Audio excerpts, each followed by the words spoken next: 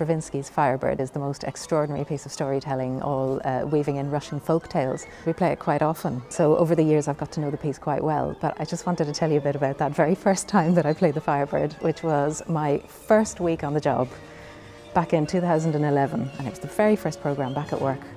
First week on the job, green and fresh. I was coming from a sort of string quartet and chamber orchestra background, so I didn't have a huge amount of symphonic repertoire under my belt.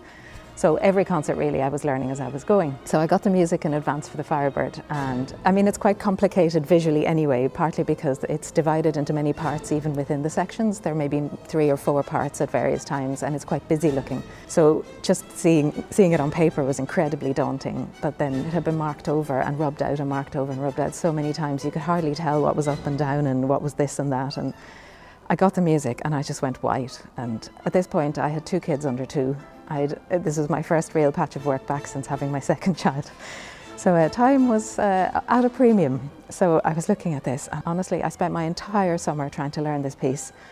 Not even 100% sure was I learning the right parts or what was going on, and I came into work and I was all nervous on my first day of school, you know, sitting up the front.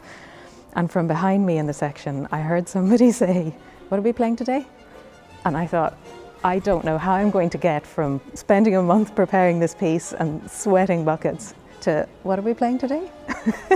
So it's nice that I'm kind of not quite on the other side of that, but definitely getting more comfortable. I'm really, really looking forward to finally playing this piece with a bit more, you know, knowledge behind me, a bit of experience, and of course having got to know the piece itself over the years.